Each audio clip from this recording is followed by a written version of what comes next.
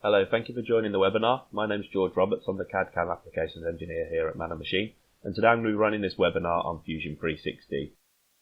So I'm going to be going through a brief overview of a few different environments inside Fusion 360. They are really starting off in the modeling environment, which is going to allow us to draw up the wheel. We're going to the drawing environment just to create a flat drawing to be printed off or exported with dimensions.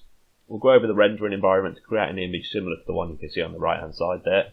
And then we'll go into animation, maybe just do a really quick one and show you the kind of procedure you need to do to use it. And then in the CAM environment we'll go through how to tool up the wheel as well and actually send it through to a machine. So this is really going through the whole environment, allowing you to come from design right through to manufacture. Here, there's no split between having to leave the software and go into a different CAM package or a different rendering package. You can go through the whole workflow inside Fusion 360. I'm not a big fan of slides, so I'm going to jump off this and go straight into the software. So let's have a look. I've opened up Fusion 360 here, and this is the interface you'll see. We have a pretty basic interface. It looks very simple to use. There's a lot of icons. The icons are quite familiar, or quite similar to different 3D CAD packages, maybe if you've used Inventor or SolidWorks before. You'll notice the names and the icons are all very similar. The difference is a few different differences. Over on the left here we've got this data panel option. This is where all our data is stored. Fusion 360 is a cloud-based package, so all your data can be stored in the cloud. As you can see over here, I'm using A360 to store my data. You can set up projects, different files, different folders to structure how you really want to. But having this data panel over on the left allows really quick access to any of your files that you've been working on. So to start off with, I'll open up this wheel start file.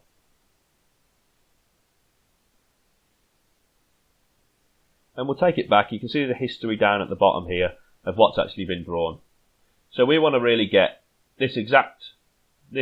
something similar to this by the time we finish the modeling environment. So I'm just going to remove out the features we've already got, down to about here, so we've still got the original sketch. Over on the left we've got a sketch tree, which I can turn the visibility on, and it really works the same way as if you're using a different 3D package. I'll switch to the right hand view and we can see that sketch that's been pre-drawn. I won't go through too much in the sketching of all of this part as there's quite a few different lines and contours and stuff we need to add on. So I'll just go through creating the shapes and adding some holes and stuff in there as well. So this is really just a half section view of the wheel. We want to create a spun profile or a revolved shape of this part here. So to do that we can go into the create icon at the top and we just choose revolve. And what this prompts us for over on the right hand side is firstly the profile, which I know I want to revolve this shape here, and then the axis. So we can select an axis further down and that would give us more of a donut shape with an empty edge there. So I'll select a different axis and just select one off the profile that I've just selected before. And you can see that gives us a basic shape of the wheel, which is good for this situation. Again, you can choose any axis and it will give you a different shape. Obviously about the way it's rotating. The one we want is that one we had before, and just select there. It will give us the full 360 degree revolve. If you want to change it so it only revolves a different amount, we can use this wheel and you can see it sliding around, changing as we drag it. You can also enter in the exact angle over here on the right, maybe 180 degrees, and you can see it will only revolve around based on that angle you've typed in. So I'll set that back to 360 because we do want a full one this time, and simply press OK. And that will give us the basic shape of the wheel. So what we want to do on this now is create some cutouts for the spokes in the centre. So let's just start a new sketch. This is really only going to be rough as it's an example. I'm not going to do it to actual sizes. I'm just going to make it look fairly good just for the example. So we click the icon at the top to create a new sketch, and we'll just choose this centre face to sketch on here. Right, so I'll project a few pieces of geometry. The good thing with Fusion is pretty much everything has a shortcut. Well, the most common commands have shortcuts, such as project, dimension, trim, lines. All of those kind of things have got shortcuts. And you can see next to the name here, there's a letter. This is the keyboard shortcut. I know the shortcut for project is P, so I'm simply going to press P, and it will allow me to go through and select lines which I want to project. So I'm going to select these 2 lines here, and then I'll press O for offset, and I want to offset then these a specific distance. I'll set it 20 mm from the inside, and I'll do the same from the outside, 20 mm in. Let's get rid of that, sorry. -20. So they're both 20 mm, and I'll make these outside ones construction. Simply press X on the keyboard as another shortcut for the construction line. So using these shortcuts really does speed up the drawing, saves you having to go through the tabs or looking on the ribbon to try and find what you want. With this, I'll just draw a centre line up the middle, which I can use for a mirror a bit later on. And again, I'll make that construction. And then we'll go in and add a profile shape. So I'll do a line and just take it out from, say, this point here to here. And then we'll use the mirror command for this now. So go and choose mirror. I can select an object and choose the mirror line and press OK. That looks good. It's going to give us a nice shape there. We can come through and change these dimensions if we want it to look a little bit different after. So what I'll do with that now is I'll just trim off some lines. So I'll press T for trim. And I'll just trim off some lines. And that would give us this shape. But because it was a closed profile, we don't really need to trim the lines. I can just leave it like this for the extrusion. So I'll choose Stop Sketch, and I'll create an extrusion. So I'll just simply press the Extrude button, and choose the profile I want to extrude, and I'll use this arrow just to pull through, and say I want to cut right the way through the model. Okay, so we press OK, and you can see it generates a cut straight through the model that we revolved around earlier. So this looks a little bit far up for my liking, so I'm going to go back in and edit the sketch I've just done before. So I'll just double click down here in the tree, and you can see it opens back up with this sketch. I'll change the dimension here to about 15, and I'll keep that one as 20. Press Stop Sketch, and you'll see the feature updates. So let's put some fillets on that now. If I go to the Modify tab and choose Fillet, we can select the edges. So I'll just select these inside edges here, rotate it round, and select these ones here. Really want it to have an equal one.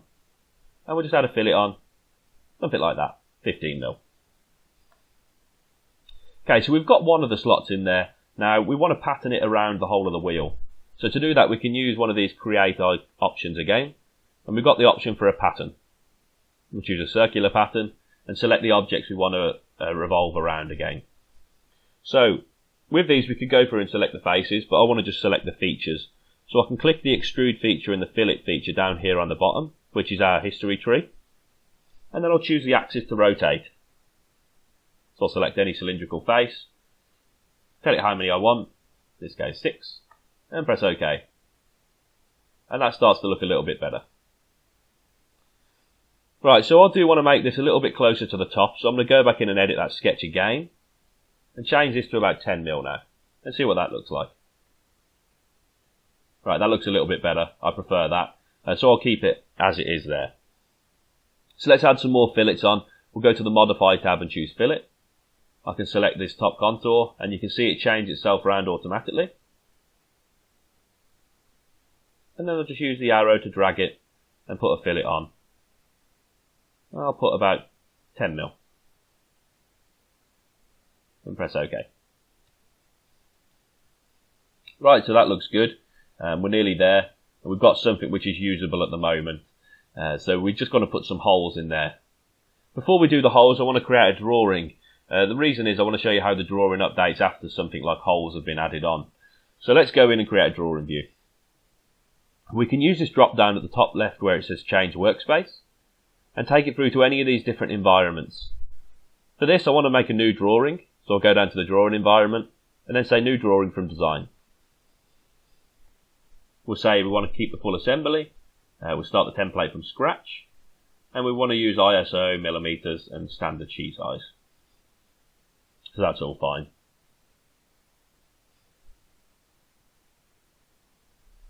So now the drawing's loaded, I want to add in a base view of the part. So I'll just choose base view at the top here, and I can place it anywhere on the screen. So I'll just place it here for now. Right click, just press OK. Okay, so we've got our base view on there. I'll create a projected view for it now. So we can go up to the top here and choose projected view. I can click this and simply just drag it off from the side and press enter. And you can see that's added a projected view to the side here. If I then want to change this so it uses a different line type, we can just double click and change this as we want. I'll change it so it only has visible edges. Then that's fine as well. So we have our two views on there. I want to start adding some dimensions now. So let's choose the dimension tool. Select the outer line, and it easily lets us add a dimension on simply by clicking the line, and it will work out the type of dimension you want. For example, if we select this back line here, it will give us a dimension vertically from the top to bottom of the actual wheel. However, if we select this line once, and then select the front line, you can see it automatically changes the dimension type and dimensions between those two lines there. So we've got a few different angled parts here, so I'll choose this angle here and this one here, and you can see it creates the angled dimension automatically for us. We don't need to specify that we want an angled dimension. We simply select the two different types of lines and it will work out the dimension you want to put on there as well. So I'll just put the angle on, and that's fine. So it's really only a base drawing. We can change any of the sizes or anything by changing the scale. Make it 1.3 and move the items across with this little grey dot in the centre. Okay, that's fine. So we've got a base drawing laid out. We can add more dimensions a little bit later on if we need to. But it's really only an example just showing how you can add dimensions onto a basic drawing. Okay, so what we want to do now is go back to the other part and actually give it some holes in there as well. So I'll just save this drawing. And again, that's saving to the cloud now. And switch back over to our wheel start. So if we rotate round to the back of the model, we can see this flat face here. This is where I want to draw the holes and cut them through the front. So let's start the drawing. So I'll create a sketch on this face. I'll use P for project to pull through some lines from the other side. And I want the centre of the holes to maybe be in the centre of this face here. I'll draw a quick line up to give us a centre point. And I can add a circle or I can just put a point on there. So I want to make these construction. Again, just highlight and press X. And in here I can go in and add a point. And let's add it in the centre of the line. So there. And then I'll do a pattern of these holes. I can either do it in the sketch or I can do it in the features. I prefer to do the pattern in the features because I can see it a bit better there. So I'll just choose Stop Sketch. Go into the Create icon. Choose Hole. And I'll just choose the point I want to put the hole on. And let's make this a 16mm diameter hole. Alright, that looks good. And we just make sure it cuts right the way through. We can set it by dragging a distance, or we can change the extents here to all, which means cut through everything, which is fine. Okay, that looks alright for now. We'll use the same pattern tool as we've done before. So we're going to Create, Pattern, Circular Pattern, select our hole, select our axis, and tell it how many we want.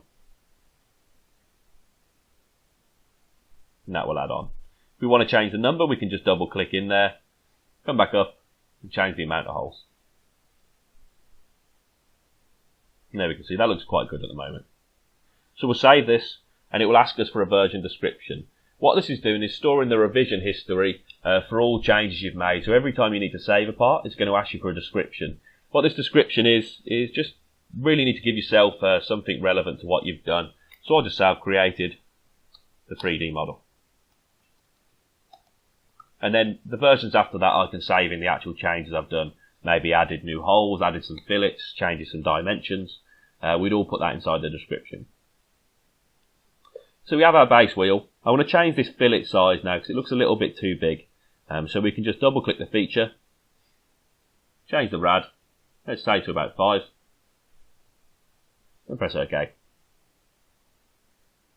Alright, that looks a lot better. Okay, now we'll go over into a different environment out the model now, and we'll create a quick render. So I'm going to change this and just save again, and we'll call it this time fillet rad changed. And we'll switch over to the render environment. So we'll give this a second to load up, and you can see it's automatically added a render in here for us. Just by default, it's chose some basic colours, an environment that I used last, and just placed it in and give it a quick render so you can have a visual on the screen. So we'll go through a few of the different settings. The first one to do is change the material. So at the top here we've got the option for appearance. If we click that icon, it will open an appearance library over here on the right. And these are very easy to add on. It's simply a drag and drop. There's a big library down here of all different types of materials. So I'll go to metal, I'll choose chrome, and let's have chrome.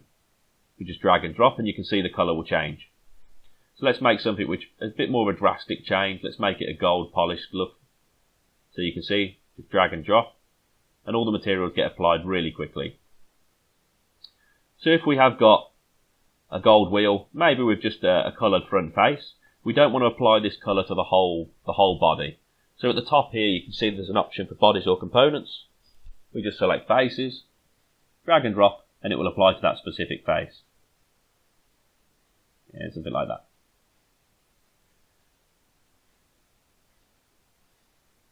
So this isn't really what we want the wheel to look like, so we'll give it a different appearance by going back to bodies and components, and we'll give it the chrome appearance and remove the appearances we've just applied. Right, so we'll go over into the next tab, over here for the in-canvas rendering. And we can see this starts to render the image and give us a good quality picture straight out of Fusion. There's no leaving the rendering environment to get that. You can render in the cloud as well. This costs cloud credits, so some people prefer to do it locally. It just may take a little bit more resources on your end for the computer. But you can see from that render there, it's given us a nice finish. It looks really good. Just basically by clicking render, you don't need to go through any big settings to set this kind of stuff up. So I'll just disable this in-canvas renderer, and we'll go into the scene settings. We can change the brightness, and you can see the whole scene will get darker or brighter based on this. The moment our background is set as an environment, we can have it as a solid colour and select the colour that you want inside here as well. I prefer the environment, so I'll keep that one and we'll have a look through the environment libraries in a moment. With the ground plane enabled, it gives you a shadow on the bottom as well. You can flatten the ground if you want, just by clicking those icons on the left. And then the reflections you can turn on and off if it's a reflective floor. So there's many different things you can do with the camera. Change the focal length, change the exposure, the depth of field, and the aspect ratio as well. But this looks fine at the moment. I won't change too much more in there. And then we'll go over into the environment library. So here we can just choose a different type of environment. If I just double click snow field, we'll just give it a second to load up while it loads in the new environment. And you can see this adds into the snowfield environment. So you can move the image around, place it wherever you want, and just click render again, the same as we've just done. So it doesn't look that good in the snowfield. I'll add it in the plaza and we'll see what that looks like. So I'll just double click plaza, wait for it to load, and you can see places the wheel here in the plaza, which looks quite cool. I'll keep it there for now, and that's fine. So with that, let's go back into the in-canvas renderer, and that will allow us to see it on the screen. And we can see, yeah, that's close enough to what we want. We want it to render properly now. So if we disable that and choose the actual render icon, it will load up the render settings. Here we can go through and choose the quality, whether you want to render in the cloud or locally, all the different aspect ratios, everything like that can be set inside here. I won't render at the moment, just because it can take a while to render. But yeah, you can see from the in-canvas renderer the kind of finish you'll be getting. It will just look a little bit better as it's got a lot longer to calculate. Okay, so that's the render environment. Again, it's really simple. It's more just a drag and drop environment to place any materials or appearances on there. We'll go over to the animation environment now and create a real quick animation for this. So let's just delete these off that are in here and we'll go back to the start. So you can see there's not many options inside this. We've got a timeline down the bottom here, which just allows us to specify transition times. And we've got several different options at the top.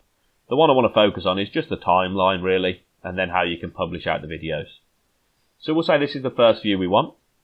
I can now drag the cursor and say within 3 seconds, I want you to rotate round so it's visible on this face.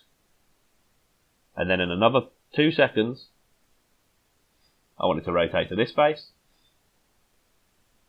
and then in another 2 seconds, we want the camera to take a top view, and then in another 2 seconds, come around to the front view. Really basic animation, and then after that, we'll get the wheel to spin. We'll come around to 2 more seconds, another second, and just rotate the camera. It's really just using the camera, so it's a case of just modify over here where you want the position to be, maybe move components into place if you're going to be assembling bolts or anything, and just drag the timer down the bottom to the specific place that you want it. So if I drag this back, let's take a look at what we've got. Just drag this timeline down a little bit, minimize it, and we'll just press play. And you can see it's going to the positions we've just specified, and it moves smoothly between each frame. So it gives us a nice looking animation. It's really easy to use, and it's a case of really just moving the components and specifying the time you want to take to get there. You can then publish this video, so you can save it as locally as a video file, or you can publish it to the cloud, maybe to share with colleagues or something as well. So the animation environment is really good, very easy to use, similar to the render environment as well. The next thing I want to look at is just switch back to the drawing view. So we know that we added some holes in since the last drawing, so the actual physical model has changed. If we go back over to the drawing here, we'll see this little icon at the top with the exclamation mark in. If we press that, we'll give it a second while it updates, and you can see the holes are brought through as well. So very quickly, it's enabled us to put the holes on and have the view that we wanted in there. We can go through then and dimension those holes if we want, by going here, or adding circular dimensions. But that's fine, it's really just a basic view of what we want. So let's go back over to the model. We'll start on the next stage of this. So the next thing we've got is we've done our design. We now want to take this through to manufacturer. So traditionally we'd have to export this model and import it into a different CAM system, work with it. If any changes are needed, we've got to go back, import the model again, set everything back up. So I'll go through how we'd apply the toolpaths to this kind of part, and the kind of strategy you'd need to apply. So we can switch straight out the animation environment into the CAM environment. And in this, we can define a setup, just telling it what kind of stock we're going to have on the machine. And there's a lot of different post processors, so this can work with a lot of machines. But we don't need to specify that right at the start. I'm really going to go through this quite quickly. I won't explain everything I'm doing. But if you want a lot more detail on this, please just contact us and we can run through it. So I'll go into the setup here. I'll just change my orientation to my Z in the dead right direction. So I flick the Z. I'll keep the orientation and the origin point in the middle. We'll say it's milling. We can choose what kind of stock we're going to be putting on the machine. So if I say it's a cylinder, something like that, with nothing on the sides, so it's cut to size. Okay, there's our cylinder. So this is the stock we're going to be working with. So to start off, we'll face off the top of the part. So we'll just choose the face option at the top. We can go into the tool library here and select our tools we're going to be using.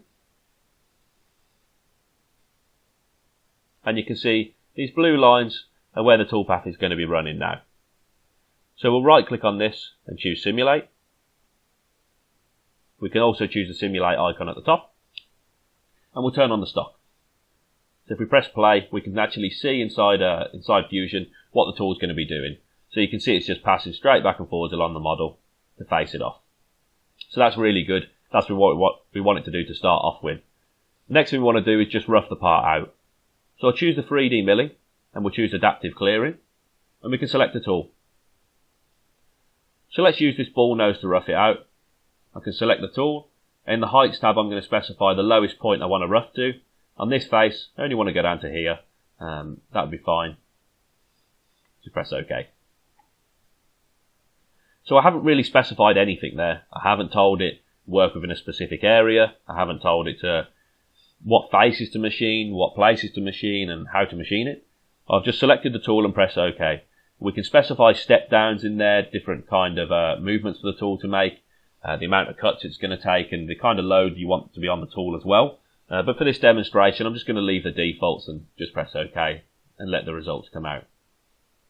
So you can see here it's doing a lot of calculations now to rough out the whole material. Really with this, it's not a case of how we'd machine the part, it's how to apply the tool paths. So I want to go through a few different options for that. So the next thing we'd do is finish the part off. So we want a finishing strategy which can go around all of this area here and finish off the whole of it straight off. So I'll use the 3D milling strategies and we'll choose scallop for this. And I'll show how we can change these strategies into a different type if you want to test out a different toolpath. And we'll select the ball nose for this. So we'll start off with a 1/2 inch.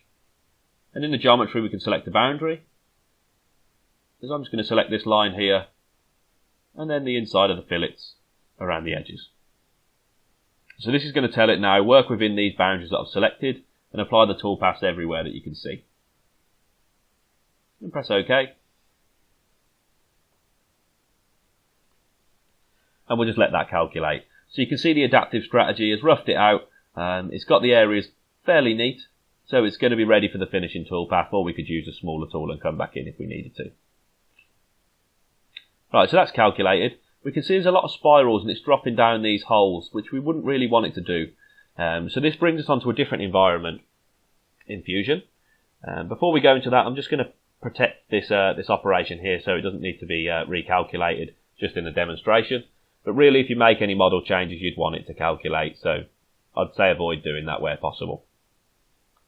So let's go into the patch tab, and we'll create a new patch.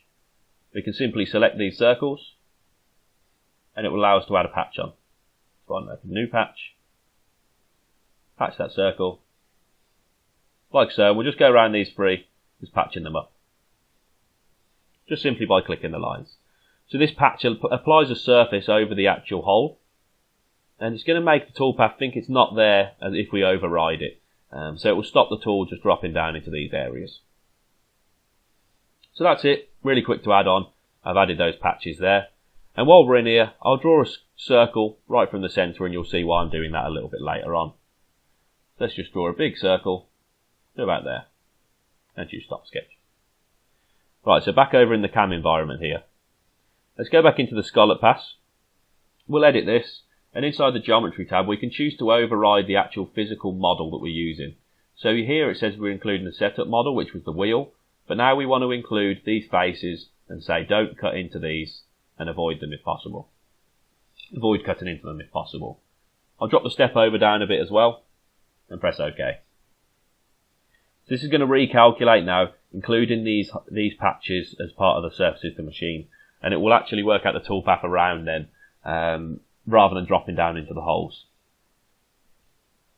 So that's it. It's really quick to calculate, and you can see there it's added the finishing strategy on for us. So that's a really neat one to use.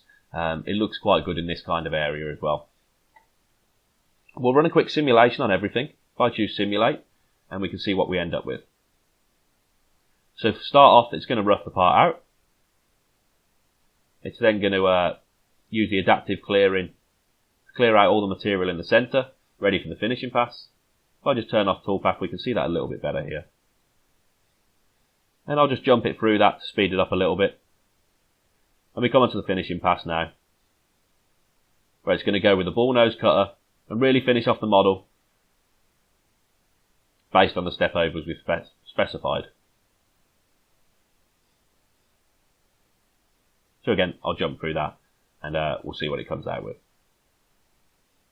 So it's taking a little bit, quite long to calculate at the moment. It's just working out the material removal when the toolpath's finished. And you can see it slowly takes it all away, showing you what the actual finished part would look like with all the cusps, everything like that in there as well. So that's fine. We'll close down the simulation and we'll run a good one at the end. So the next thing I want to do is clear out the sides of the material here. So this could be quite an awkward one to work out because the tool's got to come down and come in from the side, maybe with a slot mill of some sort. So we're going to be using this sketch on the outside here and you'll see why. So we'll go to the 3D milling tab and I'll choose pocket clearing. And we'll select the tool. For this we'll just have a look at the tools we've got. And we see we don't have a slot mill in here. So I'm going to go in and create a new tool. We use this drop down and we'll choose a slot mill. And for this we can change the material of the tool or any different diameters that we want. So I'm going to change the diameter of this cutter to be about 100 mil. Shaft diameter of 20. Let's make it 30. And we'll have a flute length of about 20. And a corner rad 2. So something like that. We can make it a little bit bigger. I'll make it 120 instead. And press OK. Again, this will be defined on what actual tools you're using. This is really just a quick example. So there's our tool. We now want to machine around the outside of this part and get it to undercut. So come into these parts here and take away all the material that it can. So to do that, we need to specify a boundary. I want to say work within a selected area, and I'm going to select the furthest in part here and this big circle that I've selected out here. This is going to say contain the tool within this boundary here, and look at the material and see what needs to be machined. So it will keep itself inside this pink area here and machine away from the side. If I press OK, we'll watch that calculate.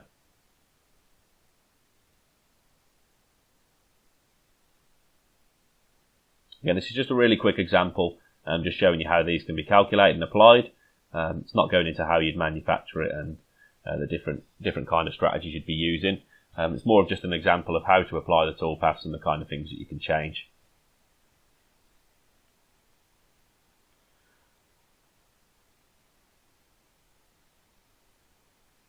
So we'll just wait for that to calculate. It shouldn't take much longer.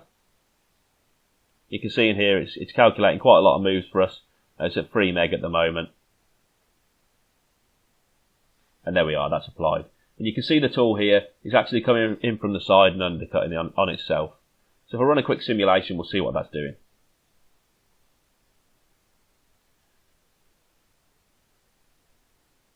So we'll speed it up a little bit.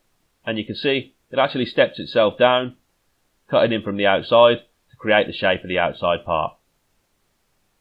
So it's all calculated for you, just specifying 2 boundaries and a tool that you're going to be using. Okay, so when we've got all the toolpaths, we can go in and post this out. So we choose the setup icon, just press post process. I'll just wait for this to load. And you can see there's about 95 standard post processors, but these can be customized by us or Autodesk to suit your machine. So I'll post this out with a generic cast post. We'll keep that same name. And just press post.